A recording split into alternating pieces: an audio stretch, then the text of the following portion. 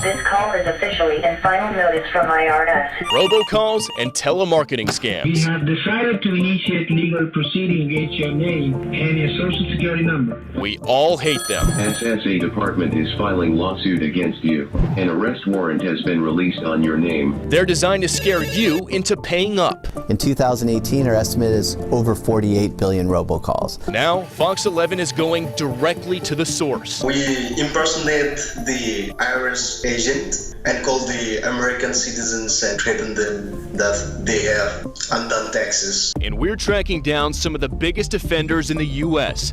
They didn't impersonate the IRS, but they did have to pay hundreds of thousands of dollars in fines for bombarding Americans with millions of illegal robocalls from right here in Southern California. Eric? Hey, my name is Bill. I'm a reporter with Fox LA. Francisco, can we talk to you for a minute? And you'll meet the two locals who are now internet famous for fighting back. I'm glad that was 39 less minutes you could use to scam somebody. No. I need only 10 minutes to scam anybody. Somebody has to do it. And I guess that somebody is us. In 2018, Americans were targeted by nearly 48 billion robocalls. Yes, billion.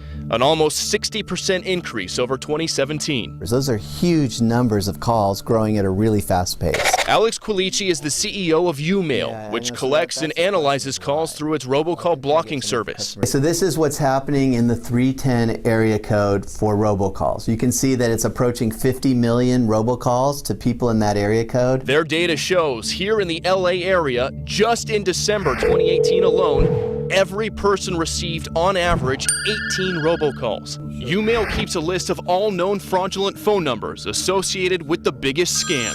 The reason of this call is to inform you that IRS is filing a lawsuit against you. If you are the one who is using Microsoft Windows in your computer, then please call.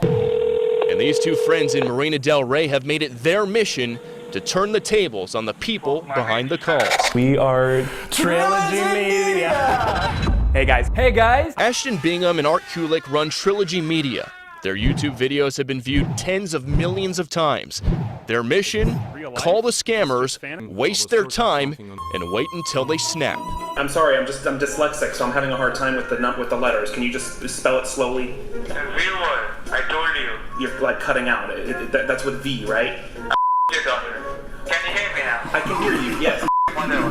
Because that's their money. Their time is their money. So when you waste an hour of it, they're frustrated. It all began in 2016 when Bingham says he was getting hundreds of robocalls to his cell phone. Maybe I answer one and mess with the guy and see what happens. The very first one I answered was this call in this video that went massively viral. After Bingham wasted nearly 40 minutes of his time, the scammer went ballistic. Oh, Pakistan's where you're calling from. Remember we banged your tower, we banged your building. Remember that? We crashed a plane into your building. I think my father used to be Osama bin Laden. Changed our whole life, and now we do this regularly. But one call with another IRS scammer changed everything. Yeah, am I speaking to Mr. Aston Pigman? It started with the video where we were calling to mess with him. And he was trying to scam. He was trying to scam me. Yep. But after Bingham calls him out, How do you, sleep at night? the man decides to come clean. Don't know what I'm thinking, what I'm doing. Want to get out, but have no option. The man quit his telemarketing job with their help, and he agreed to speak with Fox 11 from India via Skype.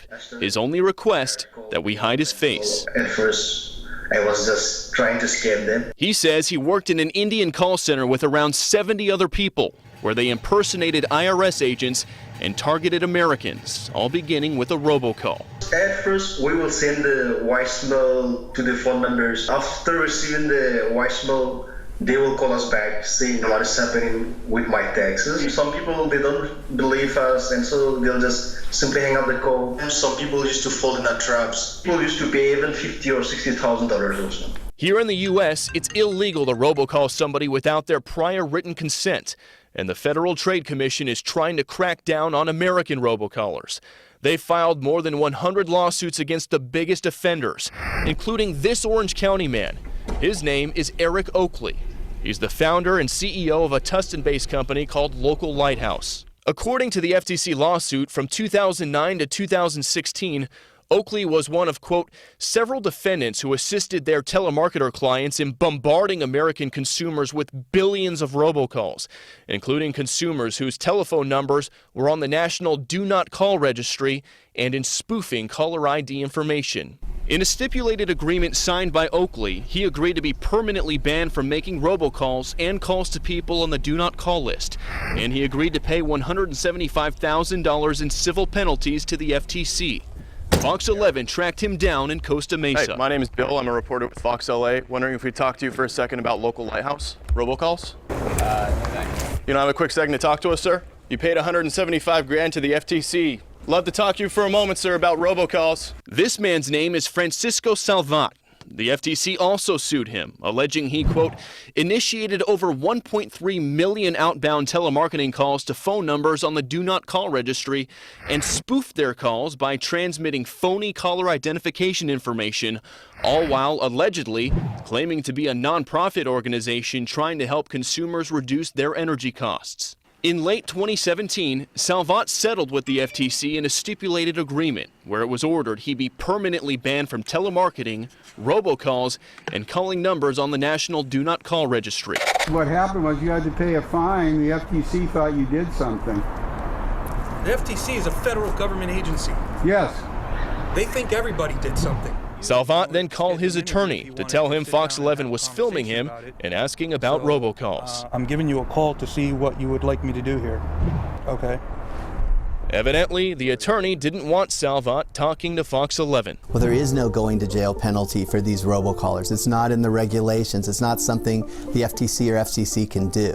So they focus on the fines, which these robocallers really just consider a cost of doing business. And as people like Bingham and Kulik continue to take on robocallers, you have been found suspicious and breaching. You might want to take this advice from somebody who knows the game better than anybody else. Do not fall in this trap. Do not pick up the unknown numbers. Or if you hear a foreign accent on the phone, just cut the line because it's a fraud call. And that former scammer you heard from right there actually told us the IRS scam was such easy money that really it made it hard for him to quit his job. He said he'd be paid about 20,000 rupees every month, which equates to around $280 US. Americans, turns out, the #1 target because we're the most trusting and the most gullible, especially our senior citizens.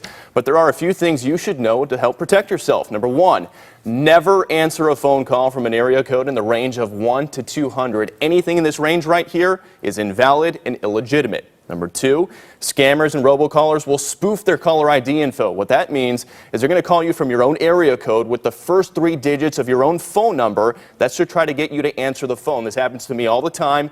Do not pick up the call. And number 3, you can also download an app that can block robocalls. The top 3 most reputable ones are called Nomorobo, Haya, and RoboKiller. They're all very highly effective. I'm going to have more on this coming up in our 8 a.m. hour. And guys, one thing, the IRS is never going to call you. Right. They never will. So that's one of the easiest things to remember. But one of the easiest things to do is just call the IRS, and they'll tell you we didn't call you. Yeah, and the do not call list, it flat out doesn't work. It's essentially like a no trespassing sign to burglars. Like good companies, they're not going to call you when you're on the list, but scammers, they don't care. They're not going to listen to a list. So. Riveting. Yeah. All right, Bill. Great report. All right, Bill. Thanks so much.